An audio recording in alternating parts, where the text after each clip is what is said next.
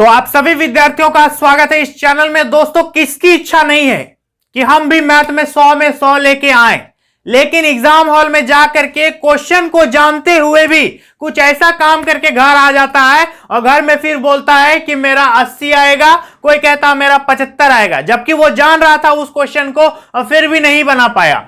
बहुत सारी ऐसी गलतियां होती है विद्यार्थियों के साथ जो वो जानते हुए क्वेश्चन को नहीं बनाते हैं। क्वेश्चन का आंसर कुछ इस ढंग से लिख के आ जाता है मैथ में कि वो बोलता है कि मेरा 100 में 100 नहीं ला पाएंगे हम, मुझसे नहीं होगा, है ना। तो आज की इस वीडियो में मैं आप लोगों को यह बताऊंगा कि मैथ का कॉपी कैसे लिखा जाता है, मैथ की कॉपी को कैसे रिप्रेजेंट करेंगे, आप अपने उत्तर को कैसे प्रस्तुत कीजिएगा एग्जाम हॉल में, ताकि आप लोगों का एग्जाम में अच्छा से अच्छा मार्क्स आए। अच्छा से अच्छा नहीं, 100 में 100 भी आप ले सकते हैं, 95 प्लस आप मैथ में ले सकते हैं, लेकिन मेरी इन बातों को जरूर फॉलो कीजिएगा अपनी कॉपी पे और मेरी इस बातों को ध्यान रखिएगा एग्जाम हॉल में कि मोहन सर ने क्या बताया था।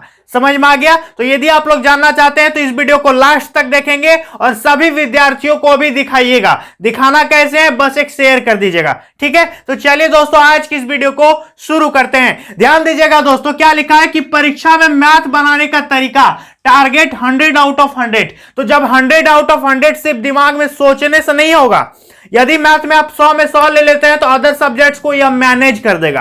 क्या कर देगा दोस्तों? मैनेज कर देगा, आपका रिजल्ट को इनहांस कर देगा, बूस्ट कर देगा, है ना। जैसे कि दौड़ के आते हैं और ग्लूकोज पीने से क्या होता है, उसी तरह आपका रिजल्ट को ये एक ग्लूकोज का काम करेगा, एक बहुत ही बड़ी एनर्जी दे देगा और एक हाई अचीवमेंट आपको मिल सकती है। तो ध्यान दीजिएगा मेरी बातों को, मैं क्या क्या बताता हूं। मैथ का कॉपी कैसे लिखेंगे? सबसे पहला है कि साफ सुथरा, सबसे बड़ी बात, कोई गंदा नहीं देखना चाहता है। क्या आप गंदा देखना चाहते हैं? आपके घर में नाली से काला रंग का एकदम पानी बह रहा हो तो आपको भी एकदम किचकिच लगेगा कि कब यह साफ हो जाए। तो बस वैसा कॉपी में भी है, जो जितना साफ लिखेगा उसको उतने अच्छे मार्क्स मिलेंगे। ये क्लियर है। कोई भी गंदा नहीं देखना चाहता और गंदा नहीं रहना चाहता। आप क्या गंदा एकदम गिजिर बिजिर देखना चाहेंगे ऐसा कॉपी? बिल्कुल नहीं। यदि साफ सुथरा रहेगा, अच्छे ढंग से प्रस्तुत किया हुआ रहेगा तो हर कोई उसे देखना चाहेगा।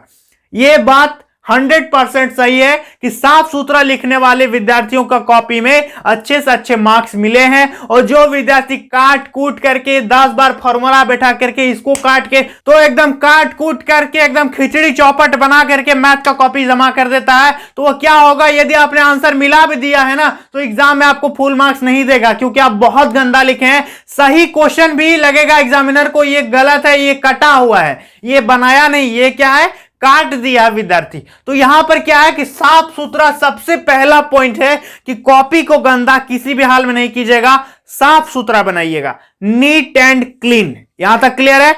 दूसरा पॉइंट, कंफर्म क्वेश्चन को पहले बनाएं। जो क्वेश्चन का आप आंसर जानते हैं, जिस क्वेश्चन का आपको फॉर्मूला अच्छी तरह से आता हो, जो क्वेश्चन आप कंफर्म है कि मुझसे बन जाएगा, समझ में आ गया। यदि आ गया कि बहुलक निकालिए और शंकु का छिन्नक निकालिए और कोई क्वेश्चन है एपी से कोई कुछ है, तो आपको क्या लगता है कि हाँ हम शंकु का छिन्नक का आयतन का सूत्र जानते हैं और बैठा करके सही आंसर निकाल सकते हैं, तो उस क्वेश्चन को पहले बनाइए। जो क्वेश्चन आपको लग रहा है कि हाँ मुझ में दम है, हम बना सकते हैं इस क्वेश्चन को अच्छी तरह से, उस क्वेश्चन को सबसे पहले बनाइए। आप जो जानते हैं, आपके पास जो नॉलेज है, उस क्वेश्चन को पहले सॉल्व कर लेना है। इसके बाद जो बचा उस क्वेश्चन में दिमाग लगाना है। ऐसा नहीं कि जिस क्वेश्चन में आप लोग को शक है कि ये क्वेश्चन यहां आगे जाके हम फंस जाएंगे और उसी क्वेश्चन को शुरू में कर दीजिएगा, तो एकदम गुड़ गोबर हो जाएगा, टोटल चौपट हो जाएगा।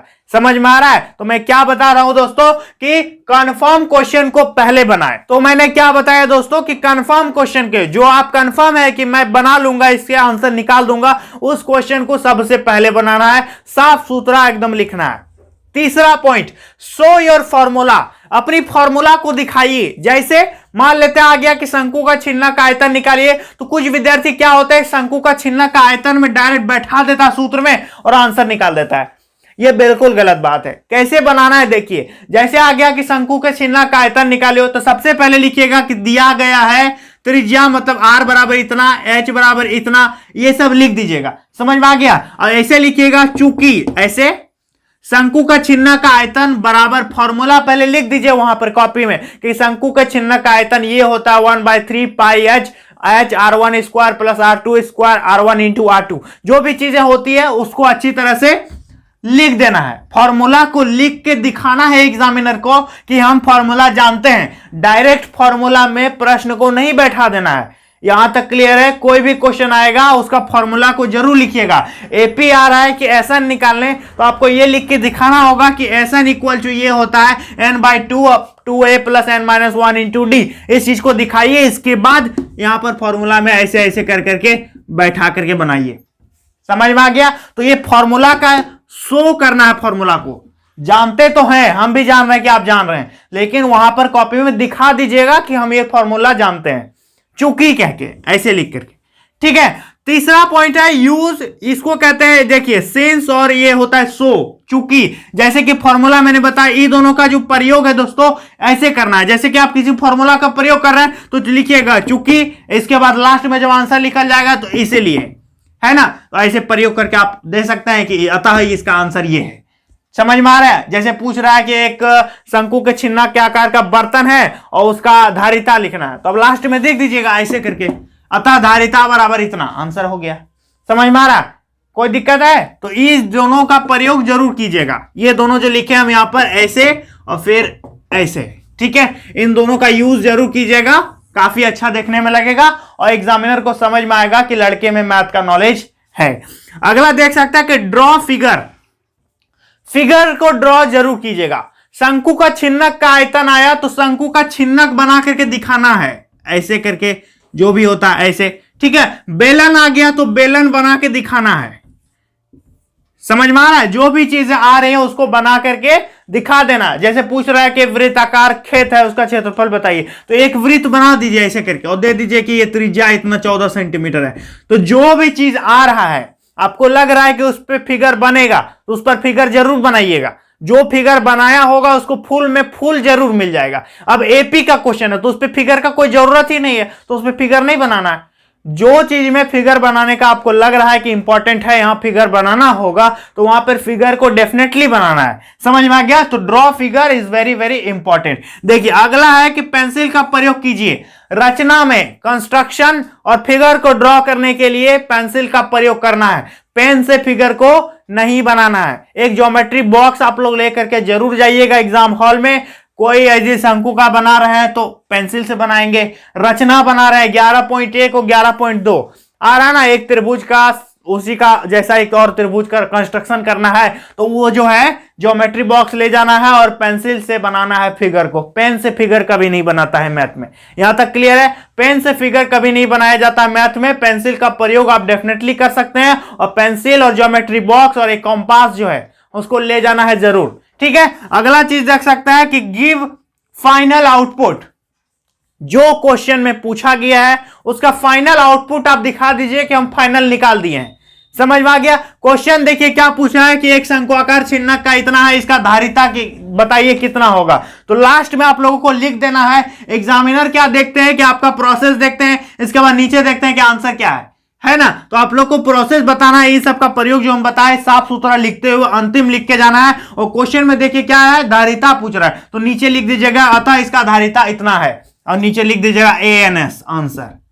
समझ में आ गया? मतलब फाइनल आउटपुट जो है एग्जामिनर को देना है, ठीक है। मैंने लंबा क्वेश्चन आंसर लिखने कैसे बताया था बॉडी, किसी को याद है? पहले एक परिचय लिखेंगे, फिर बिंदुवार लिखेंगे, फिर एक निष्कर्ष देंगे कि अतः उपरोक्त बातों से यह स्पष्ट होता है। तो हर कोई देखना चाहता है कि क्वेश्चन का आपने फाइनल आउटपुट क्या दिया है, तो फाइनल आउटपुट देना सबसे जरूरी है। तो नीचे आंसर दिखा के दे दीजिएगा अतः इसका nवां पद ये है, अतः इसके ये निकलता, अतः त्रिभुज का क्षेत्रफल इतना है। तो लास्ट में आपको फाइनल आउटपुट देना ही होगा। समझ में आ गया? तो ये था मैथ बनाने का कुछ तरीका। सबसे पहला पॉइंट है साफ सुथरा जरूर बनाइएगा, एकदम काट कूट नहीं करना है। ये कोई नहीं देखना चाहेगा, मैं खुद नहीं देखना चाहता हूं और इसकी गारंटी लेता हूं कि आप भी यदि एक टीचर बनेंगे तो आप भी गंदा नहीं देखना चाहेंगे, है कि नहीं? तो गंदा नहीं करना है, साफ सुथरा लिखना है, मैथ की यही खूबी होती है, ठीक है। और इन सब चीजों को आप फॉलो करते हैं और सही से आंसर निकाल देते हैं, सही फॉर्मूला यूज करते हैं, पेंसिल का प्रयोग करते हैं और सही ढांचे से लिखते हुए बनाते आते हैं। समझ में आ गया? तो क्या होता है, आपका अच्छा से अच्छा मार्क्स मिलेगा।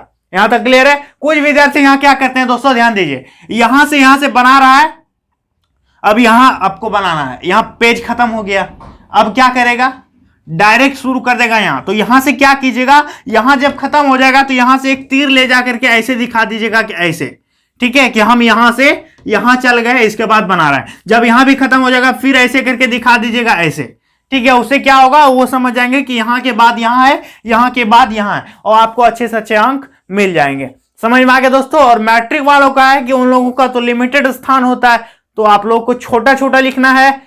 ऐसा अभी इतना भी छोटा मत लिख दीजिएगा कि दिखे नहीं, छोटा लिखना है, ऐसा विजिबिलिटी उसकी अच्छी होनी चाहिए, दिख जाए एग्जामिनर को। ज्यादा बड़ा भी नहीं लिखना है क्योंकि आपका जगह जो है लिमिटेड होता है। यहां तक क्लियर है। तो दोस्तों यही था आप लोगों को बताना कि मैथ बनाने का एग्जाम में कैसा तरीका होता है। यदि आप लोगों को जरा भी यह वीडियो पसंद आया होगा तो लाइक मत कीजिए, कॉमेंट मत कीजिए, लेकिन एक शेयर जरूर कीजिएगा। यदि अच्छा लगा तब लाइक कीजिएगा, और जो भी आपके दिमाग में चल रहा है उसको कमेंट में मुझे जरूर बताइएगा। समझ में आ गया। और चैनल को सब्सक्राइब करना ना भूलेंगे, सभी विद्यार्थी इस चैनल को सब्सक्राइब करेंगे। इस चैनल पर मैं आप लोगों को ऑथेंटिक इंफॉर्मेशन देता रहता हूं और बोर्ड एग्जाम की प्रिपरेशन के लिए हमेशा मोटिवेट करता हूं। तो चलिए दोस्तों, आज के लिए इतना ही, मिलेंगे नेक्स्ट वीडियो में, तब तक के लिए बहुत बहुत धन्यवाद।